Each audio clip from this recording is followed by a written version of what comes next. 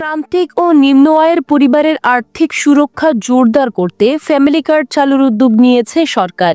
এ লক্ষ্যে মন্ত্রিসভা কমিটি গঠন করা হয়েছে। বৃহস্পতিবার জারি করা এক প্রজ্ঞাপনে মন্ত্রিপরিষদ বিভাগ জানায়, 2 জন মন্ত্রী ও 2 জন প্রতিমন্ত্রী সহ মোট 15 সদস্যের ফ্যামিলি কার্ড প্রদান সংক্রান্ত মন্ত্রিসভা কমিটি গঠন করা হয়েছে। কমিটির সভাপতিত্ব করবেন অর্থমন্ত্রী। প্রাথমিকভাবে দেশের 8 বিভাগের প্রতিটিতে একটি করে উপজেলায় ফ্যামিলি কার্ডের পাইলটিং করার পরিকল্পনা রয়েছে। তবে কোন কোন উপজেলায় এটি বাস্তবায়ন হবে তা এখনও নির্ধারিত হয়নি। শুরুর দিকে প্রান্তিক ও নিম্ন আয়ের পরিবারগুলোই এই কার্ড পাবে।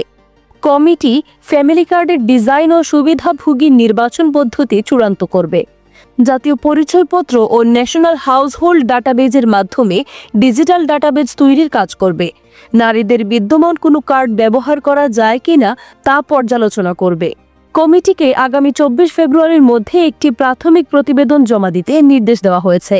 সরকার বলছে, সামাজিক সুরক্ষা কর্মসূচিকে আরও লক্ষ্যভিত্তিক করতেই এই ফ্যামিলি কার্ড উদ্যোগ।